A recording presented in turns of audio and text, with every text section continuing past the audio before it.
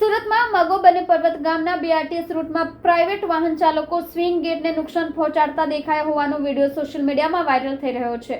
એક તરફ શહેરમાં પોલીસે રોંગ સાઈડ પર ચાલતા વાહનો સામે સ્પેશિયલ ડ્રાઈવ કરી હતી, ત્યારે મગોબમાં એક મોપેડ ચાલકે બીઆરટીએસ કોરિડોરમાં ઘૂસવા માટે બંધ ગેટને લાતો મારીને તોડવાનો પ્રયાસ કર્યો હતો। સિટી લિંકે ચાલક સામે ફોજદારી નોંધાવતા કવાયત શરૂ કરી હતી। બીઆરટીએસ રૂટમાં ખાનગી વાહનોની ઘૂસણખોરી અટકાવવા લાખો રૂપિયાના ખર્ચે સ્વિંગ ગેટ મુકાયા હતા।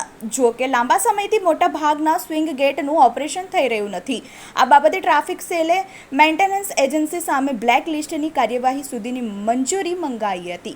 જો કે લાંબા સમય બાદ પણ સ્ટેન્ડિંગ કમિટીએ દરખાસ્ત ઉપર નિર્ણય ન લેતા મોટાભાગના ગેટ બંધ છે, જેથી બીઆરટીએસ રૂટમાં ખાનગી વાહનોની ઘૂસણખોરીથી બસોની લાઇન લાગી જાય છે। કેમેરામેન હકીમ શેખ સાથે વસીમ હાસમીનો રિપોર્ટ, આઝાદ ન્યૂઝ, સુરત।